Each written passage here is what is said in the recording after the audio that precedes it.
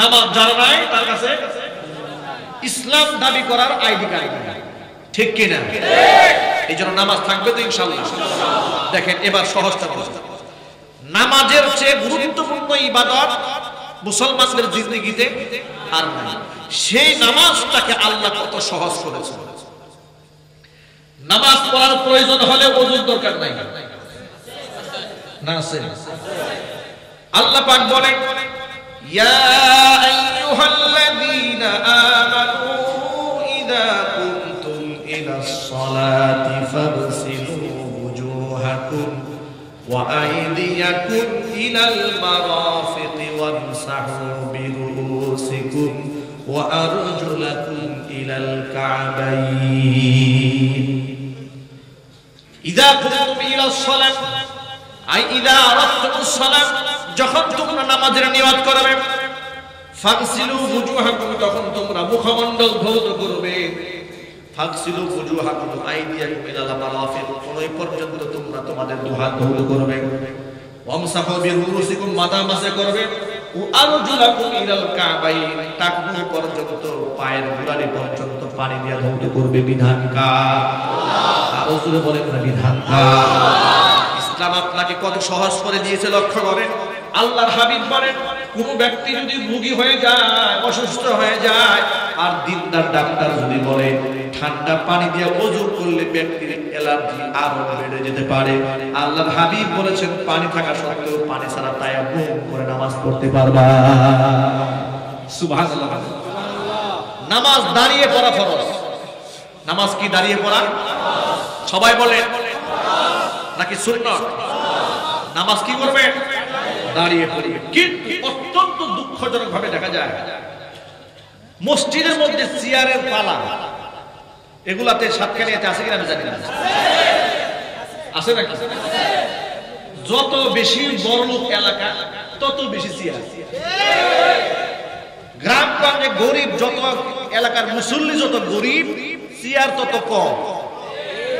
আর এলাকার মুসল্লি যত ধনী, চেয়ারের সংখ্যা তত বেশি। ঢাকা শহরের উত্তরাতে যাবেন, অনেক বড় লোকরা বসবাস করে সেখানে, দেখি মসজিদে এক কাতা থেকে আরেক কাতা সিরিয়ালে চেয়ারে ভরা। গুলশানে যাবেন দেখবেন মসজিদে চেয়ারের সারি সারি চেয়ার। ধানমন্ডিতে যাবেন মসজিদে সারি সারি চেয়ার। গ্রামগঞ্জে যাবেন সেখানে চেয়ার আছে হাতে গোনা দুই একটা, রিজার্ভ চেয়ার নাই। তারা কেন বলে? সারা পড়া ফেলে এসেছে, দাঁড়িয়ে নামাজ পড়তে একটু কষ্ট হয়। আমি বললাম বড়লোক মানুষ, সারা জীবন চেয়ারে বসে ঘুষ খাইছি, ঠিক কি না? সেই ঘুষ খাওয়ার অভ্যাস তো যায় না। মসজিদে গিয়া নিচে না বসে চেয়ারে বসেছে, উনি চেয়ারে বসে বসে নামাজ আদায় করে। লক্ষ্য করে চেয়ারে বসে নামাজ কার জন্য, কিংবা বসে নামাজ কার জন্য? একান্ত ওজর যা, চেয়ার কিংবা বসে নামাজ তার, ঠিক কি না? একান্ত ওজর মানে সারা পথ তুমি হেঁটে আসতে পারছো, কোনো অসুবিধা হয় না, মসজিদে এসে চেয়ার যারা বলতে পারবে না। এই বাস্তবতা আছে না? দিনদার ডাক্তার যদি প্রেসক্রিপশন করে, দিনদার ডাক্তার শর্ত যে আপনি যে রোগে আক্রান্ত, আপনার মেরুদণ্ডের হাড়ে প্রবলেম, আপনি রুকু সিজদা করতে গেলে আপনার বড় ধরনের সমস্যা হবে, এমন ট্রিটমেন্ট নেওয়ার পরে, সার্টিফিকেট পাওয়ার পরে একমাত্র তার জন্যই অপশন আছে। কিন্তু এসে এসে একটু ক্লান্ত হয়ে গেছে, একটু আরাম হয় চেয়ারে বসে করলে, ওই একটু আরাম হয়, ওই ধান্দা করে বসে নামাজ পড়ার কোনো সুযোগ। কি সহজ করে দিল ইসলাম, লক্ষ্য করেন। আল্লাহর হাবিব বলেন দাঁড়িয়ে নামাজ পড়তে কষ্ট হয় তো বসে পড়ো। বসে বসতেও যদি তোমার কষ্ট হয় তাহলে তুমি শুয়ে যাও, শুয়ে শুয়ে ইশারায় তুমি নামাজ আদায় করো। কিন্তু প্রশ্ন হলো নামাজ ছেড়ে দিও না, কোন ক্রমেই নামাজ বাদ দিও না। একজন সাহাবী আল্লাহর নবী ভোরবেলা ফজরের সময় হুজুর ওযু পানি এগিয়ে দিলেন। আল্লাহর নবী তার খেদমতে এত খুশি হয়ে গেলেন, নবীজি বললেন সাহাবীদের সালাত, আজকে তুমি আমার কাছে যা চাবে তোমাকে তাই দেওয়া হবে, পুরস্কার দেওয়া হবে তোমাকে। সাহাবী সুযোগ পেয়ে গেলেন, বিশ্ব নবী আমার সাথে ওয়াদা করেছেন আজকে যা চাবো তাই দেওয়া হবে। ভাইরা আমার, আপনারা বলেন নবীজি কি মিথ্যা ওয়াদা করেন? নবীজি কি ভুল ওয়াদা করেন? আমাদের দেশে কিন্তু ওয়াদার মৌসুম আসে মাঝে মাঝে, ঠিক কিনা? ওয়াদার মৌসুম, সালামের মৌসুম, সালামের মৌসুম। যে লোককে সালাম দেওয়ার জন্য তার বাড়ির সামনে গেলে তার দারোয়ান ধাক্কা দিয়ে বের করে দেয়, সেও আপনার পায়ে ধরবে কিছু মৌসুম আসছে। আমি সেই মৌসুমের কথা বলবো না। আল্লাহ তাআলা এই মৌসুমিক সালাম থেকে আমাদের হেফাজত করবে। যারা প্রকৃত অর্থেই সালাম দেয়, যারা প্রকৃত অর্থে ইসলামকে মহব্বত করে, সমাজকে ভালোবাসে, দেশকে ভালোবাসে, আল্লাহ পাক যেন তাদেরকে বিজয় দান করেন। জোরে কথা আমি কি ভুল বললাম? ভাইরা আমার, যে কথা বলতে চেয়েছিলাম আমি, আল্লাহর নবী মিথ্যা ওয়াদা করেন না। সাহাবী যখন বুঝতে পারলেন নবীজি আমাকে অফার দিয়েছেন, এই অফার হাত ছাড়া করা যাবে না, হুজুর কাছে যা চাবো তাই দেওয়া হবে, এই সুযোগ তো আর হাত ছাড়া করা যায় না। সাহাবী বলেন, ইয়া রাসূলুল্লাহ, দুনিয়ার কিচ্ছু চাই না আপনার কাছে, আপনি যেহেতু অপশন দিয়েছেন, সুযোগ দিয়েছেন, একটা জিনিস চাই, সেটা কি? নাসআলুল মুওয়াফাকাতা ফিল জান্নাহ, বেহেশতের ভিতরে আমি আপনার সাথী হয়ে থাকতে চাই। আল্লাহু আকবার বলে। কি মেজাজের সাহাবী! সাহাবী কাকে বলে? আল্লাহু আকবার। আমি আর আপনি হলে তো এটা চিন্তাই করতে পারতাম না। আমাকে আপনাকে যদি এমন একটা অফার দেওয়া হতো, আমরা হয়তো ভাবতেই পারতাম না এমন একটা দামি জিনিস হয়তো চাইতাম যে আমার এলাকায় একটা চেয়ারম্যান বানায় দেন, এই এলাকার লিডার আমাকে বানায় দেন।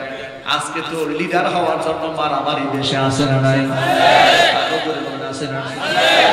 মারামারি কাটাকাটি এত বেশি, শত শত পর্যন্ত মানুষকে খুন করা হয় নেতৃত্বের লোভে। আল্লাহর নবী কি বলেছেন শোনেন। আল্লাহর নবী সাল্লাল্লাহু আলাইহি সাল্লাম বলেছেন, যখন এই পৃথিবীর মানুষগুলো নেতৃত্ব চেয়ে নেবে, তখন আল্লাহ পাকের সাহায্য তার কাছ থেকে উঠে নেওয়া হবে, আর যার উপর নেতৃত্ব চাপায় দেওয়া হবে, আল্লাহ রাব্বুল আলামিনের নিসরত সে পাবে। আজকে নেতৃত্ব চাওয়াটা ছিনতাইয়ের প্রতিযোগিতা চলছে, ঠিক কিনা জোরে বলেন? চাওয়ার প্রতিযোগিতা না ছিনতাই? ছিনতাই, মারামারি। এখান থেকে আল্লাহ দেশবাসীকে হেফাজত করুন। আমার এই কথাগুলো সবাই শুনবেন। আমি এই কথাটা সবার জন্য বলি, স্পেসিফিক কোন দলকে কেন্দ্র করে না। যারা জবরদস্তি করে ক্ষমতা দখল করার চিন্তা করেন, এই কথাটা সবার জন্য মনে রাখেন। হুজুর বলেছেন, এই পৃথিবীতে মাত্র 10 জন মানুষের নেতৃত্ব দিয়েছে এমন ব্যক্তি হাসরের মাঠে আল্লাহকে বলবে যে, আল্লাহ, 10 জন মানুষের নেতা না বানিয়ে তুমি যদি আমার জীবনের শুরুলগ্ন থেকে কিয়ামত পর্যন্ত আমার চুলের মুষ্টির সাথে রশির সাথে বেঁধে আরশে মুআল্লার সাথে ঝুলায় রাখতে, এটা আমার জন্য কল্যাণকর হতো। জাহান্নামের দৃশ্য দেখার পরে বান্দা এই অভিব্যক্তি ব্যক্তি যখন তার 10 জন ব্যক্তির নেতৃত্ব দিয়েছে কিন্তু হক আদায় করে নাই, সে যখন কিয়ামতে তার পাপের প্রায়শ্চিত্ত চোখের সামনে দেখবে, ঢোকার আগে আল্লাহকে বলবে, আল্লাহ, এই 10 জন মানুষের নেতা হওয়ার পরে কপালে এই দুঃখ দুঃখিত হওয়ার আগে আমার জন্মের পর থেকে নেতা না বানায় তুমি কি আমার এই নাসিয়া চুলের অগ্রভাগের সাথে রশি দিয়ে বেঁধে আর সে আল্লাহর সাথে ঝুলাই রাখতে পারতাম, আমার জীবনটা ধন্য হয়ে যেত। ওই জাহান্নামের আযাব ভোগ করার শক্তি আমার গায়ে নেই। এত ভয়াবহ, এত মারাত্মক জাহান্নামের আগুনের দৃশ্য। আল্লাহ নবী কি বলেছেন শুনেন। হুজুর বলেন, জাহান্নামের আগুনকে খাটো করে দেখার কোনো কারণ নাই। আজকাল সমাজের লোকেরা জাহান্নাম বলতে খুব সস্তা মনে করে, জাহান্নাম তো জাহান্নামই। কিন্তু কুরআন মাজিদ আল্লাহ পাক বলেন, ওয়াল্লাযীনা ইয়াকুলুনা রাব্বানা সরিফ আন্না আযাব জাহান্নাম ইন্না আযাবাহা কানা গরাবা ইন্নাহা সাআত মুস্তাকাররান ওয়া মুকামা। আমার ঈমানদার বান্দারা সব সময় আমার কাছে এই দোয়া করেন, রব্বানা সরিফ আন্না আযাবা জাহান্নাম, আল্লাহ জাহান্নামের আগুন আমার থেকে সরাই দাও, জাহান্নামের আগুন থেকে আমাকে রক্ষা করো। জাহান্নামের আগুন বড় ভয়াবহ আগুন। আল্লাহর নবী বলেন, এই পৃথিবীর সমস্ত সুখ শান্তি যদি কোনো ব্যক্তিকে আল্লাহ দান করেন, কথাটা ঠান্ডা মাথায় বুঝতে হবে, এই পৃথিবীর সমস্ত সুখ যদি কোনো ব্যক্তিকে আল্লাহ পাক দান করে, আর সেই সুখী মানুষটাকে, যে সুখী মানুষ জীবনের শুরু থেকে মৃত্যু পর্যন্ত কোনোদিন কোনো কষ্টই পায় না, এমন একজন সুখী মানুষকে জাহান্নামে যদি একটা সেকেন্ডের জন্য ফেলা হয় আর টান দিয়ে উঠিয়ে আনা হয় আর জিজ্ঞেস করা হয় তোমার জীবনে সুখ করেছিলে, ব্যক্তি বলবে সুখ কি জিনিস জীবনে আমি উপলব্ধি করি।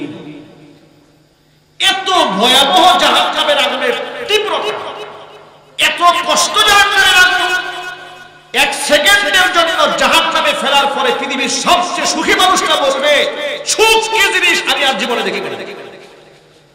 অনুরূপভাবে জান্নাতের ভেতরে এত সুখ, এত শান্তি আল্লাহ পাক রেখেছেন। আল্লাহ নবী বলেছেন কোন ব্যক্তি, যে ব্যক্তিকে জীবনের শুরু থেকে মৃত্যু পর্যন্ত এই পৃথিবীর মধ্যে সবচাইতে দুঃখী মানুষ, এই পৃথিবীতে দুঃখী মানুষ আছে না, দুঃখ কষ্টে যাদের জীবন কাটে, সবচেয়ে দুঃখী মানুষটাকে যদি জান্নাতে একটা সেকেন্ডের জন্য ঢুকানো হয়, একটা পলকের জন্য তাকে ঢুকানো হয়েছে, সামান্য এক সেকেন্ডের মধ্যে বেহেশতের যে সুখটা তার গায়ে অনুভব করবে, তাকে যদি জিজ্ঞেস করা হয় জীবনে কোনোদিন দুঃখ পেয়েছিলে, সে বলবে না, আমি আমার জীবনে কোনো দুঃখই পাই না। এত সুখ, কারণ হচ্ছে মানুষ যখন অধিক সুখ পায় তখন দুঃখের কথা আর মনে থাকে না। অনুরূপ ভাবে মানুষ যখন ক্ষতবিক্ষত হয়ে আঘাতপ্রাপ্ত হয়, বিগত জীবনের সুখের কথাও মানুষের মনে থাকে না। তার একটা প্রমাণ আপনাদের সামনে বলি, কষ্ট হচ্ছে আপনাদের,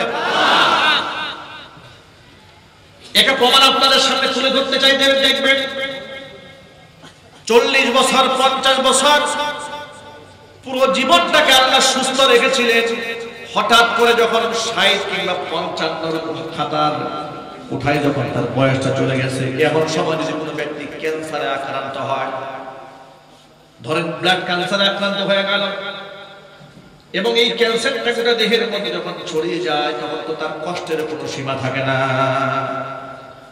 তাকে একটুখানি জিজ্ঞেস করবে তোমার জীবনে কি সুখ আছে নাকি, করবে এত কষ্ট জীবনে, এত কষ্ট, এর মানে 50 বছর যে সুখ করেছে সেই সুখের কথা ভুলে গিয়েছে, একটা রোগ এসে তার জীবনের সমস্ত সুখকে শেষ করে দিয়েছে। কথা বলেন ঠিক কি? মানুষ কষ্ট পেলে দুঃখী সুখের কথা ভুলে যায়, আবার সুখ পেলে দুঃখের কথা আর মনে থাকে না।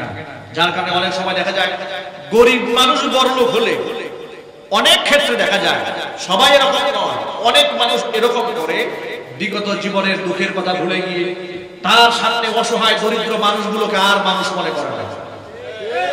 ঠিক কিনা? আকাশ পানে তাকায় থাকে, নিজ দিকে তাকিয়ে থাকার সময় নাই। করোনার সময় এমন দৃশ্য দেখা গিয়েছে, ভিক্ষুক রাস্তায় হাত বাড়িয়েছে, গ্লাস খুলে সাহেব ভিক্ষুকে 5 টাকা দিবে, সাহস পায় নাই, করোনায় তাদের ধরবে। ঠিক কিনা? গ্লাসের মধ্যে প্যাকেট করে জীবনটাকে হেফাজত করেছে। করোনায় তো আর গ্লাসের মধ্যে মানুষ চেনে না, জেনে বাস্তবতা দেখা গিয়েছে গ্লাসের ভেতরে, এসির ভিতরে, কেয়ার ইউনিটির ভিতরে যে বেশি সতর্ক থেকেছে করোনায় তাকে বেশি ধরেছে। কারণ করোনা নিজের কোনো ক্ষমতা নাই, ক্ষমতা কার হাতে? আরো জোরে বলুন না, কার হাতে? প্রমাণ নেন আমার কাছ থেকে। বাংলাদেশে যখন করোনা রোগীরা মরে মরে রাস্তায় রাস্তায় পড়েছিল, বাবা তার সন্তানের লাশ ধরতে যায় নাই। বাবার লাশ পড়ে আছে, সন্তান লাশ ধরতে যায় না। কিন্তু 2-1টা জায়গার মধ্যে বিরল দৃষ্টান্ত এমন দেখা গেছে, সন্তান করোনায় আক্রান্ত হয়ে গেছে, করোনা আক্রান্ত সন্তানকে মা 10 দিন পর্যন্ত বুকের সাথে জড়ায় ধরে রেখেছে। সুবহানাল্লাহ। এর নাম হলো মা। এর নাম কি? এর নাম মা। কিন্তু আমার দেশের যুবকেরা যখন প্রতিষ্ঠিত হয় তখন এই মাটাকে ভুলে যায়। ঠিক কিনা বলেন?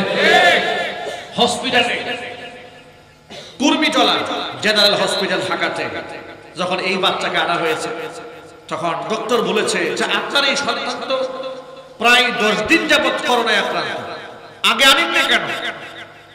আপনার সন্তানের সাথে আপনি এভাবে নিচে থাকছেন কেন? দূরে থাকেন। মা জবাব দিয়েছে, আমি তো 1 দিন 2 দিন না, আমি তো আজকে 10 দিন আমার সন্তানকে এভাবেই বুকের সাথে আগলায় ধরে রেখেছি। আল্লাহু আকবার বলে। এর নাম কি? সবাই বলেন মাকে ভালোবেসে এই পৃথিবীতে হয়েছে যারা আজ ধন্য, পৃথিবীর সব সুখ আল্লাহর সন্তোষ শুধু তারই জন্য, পৃথিবীর সব সুখ আল্লাহর সন্তোষ শুধু তারই জন্য। মাকে ভালোবেসে এই পৃথিবীতে হয়েছে যারা আজ ধন্য, পৃথিবীর সব সুখ আল্লাহর সন্তোষ শুধু তারই জন্য, পৃথিবীর সব সুখ আল্লাহর সন্তোষ শুধু তারই জন্য। বাইজিদ বুস্তামি খোদার হলো কত প্রিয়, সে যে মার ভালোবাসা দুয়ার কারণে জেনে নিও। বাইজিদ বুস্তামি খোদার হলো কত প্রিয়, সে যে মার ভালোবাসা দুয়ার কারণে জেনে নিও।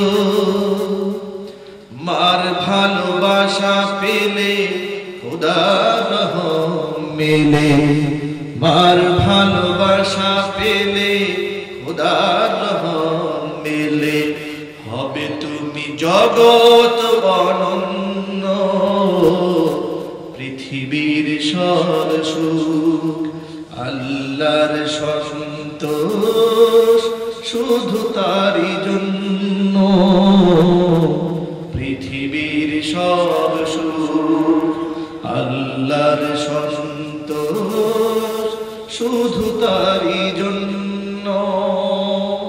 মাকে ভালোবেসে এই পৃথিবীতে হয়েছে যারা আজ ধন্য,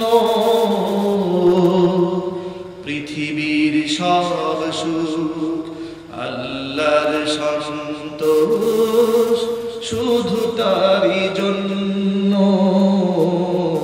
পৃথিবীর সব সুখ আল্লাহর সন্তোষ শুধু তারই জন্য, পৃথিবীর সব সুখ আল্লাহর সন্তোষ শুধু তারই জন্য।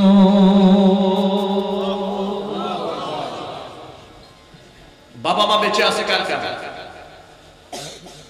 মাশাআল্লাহ, আলহামদুলিল্লাহ, অনেক ভাইদের বাবা মা বেঁচে আছে। আপনাদের জান্নাতে যাওয়ার সিঁড়ি আছে আপনার ঘরে, সুবহানাল্লাহ। আপনি শুনে রাখুন, এই পৃথিবীতে যত ওলি আছে আপনার দৃষ্টিতে আপনার সামনে আপনার মা এবং বাবার চেয়ে দামি ওলি আর দামি পীর পৃথিবীতে আর নাই, সুবহানাল্লাহ। পৃথিবীতে যত আলেম আছে সমস্ত আলেম একত্রিত করলেও আপনি সন্তান হিসেবে আপনার চোখের সামনে আপনার বাবা মার মর্যাদা তারা পাবেন, যে সম্মান আপনার বাবা আপনার কাছ থেকে পাবে। কিন্তু আমরা কি কাঙ্ক্ষিত মানের সেই ইজ্জত আমরা আমাদের বাপ মাকে দেই? যদি বলুন না, আমরা কি দেই? আমরা দেই না।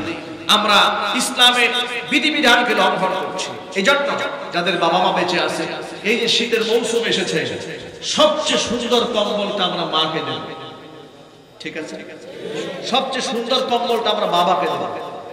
বাবা মায়ের রুমটা সবচেয়ে সাজিয়ে গুছিয়ে দেবো আমরা বলি ইনশাআল্লাহ। যদি আমরা এই শ্রদ্ধাটুকু আমাদের বাবা মার জন্য নিবেদন করতে পারি, রাসূল বলেছেন রিদাল্লাহি ফি রিদাল ওয়ালিদাইন, বাবা মা খুশি, আল্লাহ খুশি। কোন একটা হাদিস খুঁজে পাবেন না যে আপনার পীর সাহেব খুশি তো মুরিদের প্রতি আল্লাহ খুশি, এমন একটা হাদিস নবীজির লক্ষ লক্ষ হাদিসের ভেতর থেকে খুঁজে পাওয়া যাবে না। একটা আয়াত 30 পারা কোরআন থেকে আপনি খুঁজে বের করতে পারবেন না। কিন্তু বাবা মার ব্যাপারে হুজুর বলেন বাপ মা খুশি, আল্লাহ খুশি। বাবা মা উভয় যদি সন্ধ্যাবেলা খুশি থাকে তার ছেলের উপরে, জান্নাতের 2টি দরজা সকাল পর্যন্ত আল্লাহ ওই ছেলের জন্য ওপেন করে দেয়। আল্লাহ নবী বলেছেন সন্ধ্যাবেলা কোনো বাবা মা যদি তার সন্তানের উপরে খুশি হয়ে যায়, সকাল পর্যন্ত জান্নাতের 2টি দরজা আল্লাহ পাক ওই সন্তানের জন্য ওপেন করে দেয়। যদি ওই রাতে ওই সন্তান মারা যায়, আল্লাহ পাক সোজাসুজি সরাসরি তাকে জান্নাতের মধ্যে ঢুকিয়ে দেবেন। অনুরূপভাবে সকালবেলা ফজরের পরে যদি কোনো বাবা মা তার সন্তানের প্রতি রাজি হয়ে যায়, সকাল থেকে শুরু করে সন্ধ্যা পর্যন্ত ওই সন্তানের জন্য আল্লাহ জান্নাতের 2টি দরজা খুলে দেয়। অনুরূপভাবে আবার যদি বিপরীতে সন্ধ্যাবেলা বাপ মা যদি ওই সন্তানের প্রতি নারাজ হয়ে যায়, জাহান্নামের 2টি দরজা আল্লাহ ওই সন্তানের জন্য ওপেন করে দেয়। যদি বলুন নাউজুবিল্লাহ। আবার সকালবেলা যদি বাপ মা নারাজ হয়ে যায়, সন্ধ্যা পর্যন্ত জাহান্নামের 2টি দরজা ওই সন্তানের জন্য আল্লাহ উন্মুক্ত করে দেয়। এই জন্য বাবা মা যাদের বেঁচে আছে তাদেরকে নারাজ করা যাবে না। বাবা মা হচ্ছে বেহেশতে যাওয়ার স্টেজ, বেহেশতে যাওয়ার সিঁড়ি। আমরা কি সেই সিঁড়িটা ভেঙে ফেলবো? যদি বলেন না সিঁড়িটা ভেঙে ফেলবো, আমরা বাবা মার স্থান দেব আমাদের কলিজায়, ঠিক কিনা? বাবা মার স্থান কোথায়? সবাই বলে আমার স্থান হচ্ছে মায়ের পায়ের নিচে। সুবহানাল্লাহ। আমার স্থান কোথায়? মায়ের পায়ের নিচে। আর আমার মায়ের স্থান আমার কাছে, আমার কলিজার ভেতরে। আল্লাহু আকবার। আমরা কি ওয়াদা করতে পারবো নাকি ওয়াদা খিলাফ করব? বাবা মার মনে কষ্ট দেব? এমন অনেক গার্জিয়ানরা এখানে আছেন, তাদেরকে বলছি সন্তানদেরকে সময় মতো বিয়ে দিয়ে দিন। ছেলে হোক মেয়ে হোক, লেট ম্যারেজ আমাদের দেশে প্রচলিত হয়ে যাচ্ছে দিন দিন। ছেলে মেয়ে বিবাহের উপযুক্ত হয়ে যাচ্ছে, বাপ মা বিয়ে দিতে চায় না। আছে কিনা নাই? এখন বাপ মা নাই, এরপরে ছেলে একটা অঘটন ঘটায়, বাপ মা একটা আপনার এই অঘটন সহ্য করতে না পারে অনেক সময় আল্লাহর কাছে বদদোয়া দেওয়া শুরু করে যে তুই আমার মান সম্মান নষ্ট করেছিস। তখন কিয়ামতের মাঠে যুবক বলবে আল্লাহ উনি আমার চরিত্র নষ্ট করছে, আমি ওনার ইজ্জত নষ্ট করছি। ঠিক কি? এই জন্য আমি গার্জিয়ানদেরকে বলবো সন্তানদেরকে বিয়ে করে দেয়। দেখবেন খারাপ ছেলেটাকে বিয়ে করাই দেবেন, আপনার খারাপ ছেলে ভালো হয়ে যাবে। আমার এক কাছের বন্ধু, তিনি আমাকে একদিন বললেন হুজুর আমাকে একটা তাবিজ দেন, এক গ্লাস পানি পরা দেন। বললাম কেন? আমার ছেলে এই পরিমাণ সীমা লঙ্ঘন করছে, রাত 12টা 1টা 2টা বেজে যায় বাড়ি ফেরা, তাকে কোনো ওয়াজ নসিহতে কাজ হয় না। আপনি একটা পানি পরা দেন, আমার বিশ্বাস আপনি পানি পরা দিলে একটা তাবিজ দিয়ে দিলে আমার ছেলে ভালো হয়ে যাবে। আমি তাকে বললাম ভাই আপনার ছেলের যে রোগ হয়েছে এই রোগ তাবিজে আর পানি পরাই ভালো হবে। আমার কাছে সুন্দর একটা প্রেসক্রিপশন আছে, আমি একটা ফর্মুলা দেই, আপনি সেই অনুযায়ী আমল করেন, দেখবেন আপনার ছেলে তার চরিত্রটা কি হয়ে যাবে। তিনি বললেন সেই ফর্মুলা কি? আমি বললাম আপনার ছেলেকে বিয়ে করাই দেবেন। বলে হুজুর এখন মাত্র পড়াশোনা করছে, তাকে এখনই বিয়ে করাই দেব। আমি বললাম হ্যাঁ বিয়ে করাই না, পড়াশোনাও হবে, তাকে আপনি আর বিদে আপনার বাহির থেকে জেনে আনতে হবে। উনি আমার পরামর্শ শুনে কিছুদিন পরে ছেলেকে বিবাহ দিয়েছে। তার বেশ কিছুদিন পর সপ্তাহখানিক পর আমি ফোন দিয়েছি তাকে, ভাই কি অবস্থা, ছেলের কি খবর? বলে হুজুর প্রেসক্রিপশন তো কাজ হয়ে গেছে। কি কাজ হবে? 3 দিন হয়েছে ঘর থেকে বের হয়। যে ছেলেকে রাত 12টায় 3টায় ধরে আনা যায় না, 3 দিন ঘর থেকেই বের হয় না। কি ওষুধটা খাওয়াই দেওয়া হয়েছে ভাই আমার। এই জন্য সন্তানদের চরিত্রের প্রতিও আমাদের যত্নবান হতে হবে, ঠিক কিনা? এই দেশ এই সমাজ ভালো হোক এটাকে আমরা চাই না? ও যুবকরা আমরা চাই না? আর যুবকদেরকে আরেকটা রিকোয়েস্ট করব, অনেকে টিকটক সেলিব্রিটি হওয়ার খুব চেষ্টা করছে। এই ভাইরাস কি সাতটা নিয়ে ঢুকেছে? এগুলো বাদ দিয়ে বাদ দেন। আপনি সেলিব্রিটি হবে তো আল্লাহর কাছে, ঠিক কি না? মানুষের দোয়া নেবেন, মানুষের ভালোবাসা নেবেন। নোংরা কন্টেন্ট নিয়ে নিয়ে যারা টিকটক সেলিব্রিটি হওয়ার স্বপ্ন দেখছেন, তারা জীবনের জন্য ক্ষতিকারক, এই সমাজের জন্য ক্ষতিকারক। সমাজটাকে তারা নষ্ট করছে, সমাজটাকে তারা বরবাদ করে দিচ্ছে। আমার মাইকের আওয়াজ বাহিরে যাচ্ছে, অনেক মেয়েরা, ইয়াং মেয়েরা, এই মাত্র 8-9 পড়ে, ক্লাস 10 পড়ে কিংবা ইন্টারে পড়ে, তারা টিকটক সেলিব্রিটি হয়ে নায়িকা হওয়ার স্বপ্ন দেখছে, ঠিক কি না? নায়িকা তো হয় না, নায়িকাদের চরিত্র তো ফুলের মতো পবিত্র, ঠিক কি না? এই জন্য আমি আমার মা বোনদেরকে হাত জোর করে অনুরোধ করে বলছি, এগুলোর মধ্যে সম্মান নাই, এর মধ্যে ইজ্জত নাই, এর মধ্যে সুখ নাই, এর মধ্যে শান্তিও নাই, এর মধ্যে কিচ্ছু নাই। এর মধ্যে আছে অভিশাপ, এর মধ্যে আছে পরিতাপ, এর মধ্যে আছে জাহান্নামের আগুন, ঠিক কি না? দুনিয়াও আপনি অশান্তির আগুনে জ্বলবেন, আখিরাতে অশান্তির আগুনে জ্বলতে হবে। আপনি খুলাফায়ে রাশিদিনের জিন্দেগি পড়ে, ফাতেমা জাহরা রাদিয়াল্লাহু তাআলা আনহার জিন্দেগি আমার মা বোনরা পড়বে, যুবকেরা খুলাফায়ে রাশিদিনের ইতিহাস পড়বে, সাহাবায়ে কেরামের ইতিহাস পড়বে, আল্লাহর নবী সাল্লাল্লাহু আলাইহি ওয়াসাল্লামের জিন্দেগি পড়বে। আল্লাহ পাক যেন আমাদের জিন্দেগিটাকে নবী করিম সাল্লাল্লাহু আলাইহি ওয়াসাল্লামের চরিত্র অনুযায়ী সাজাবার তৌফিক দান করেন, সকলে জোরে বলেন আমিন।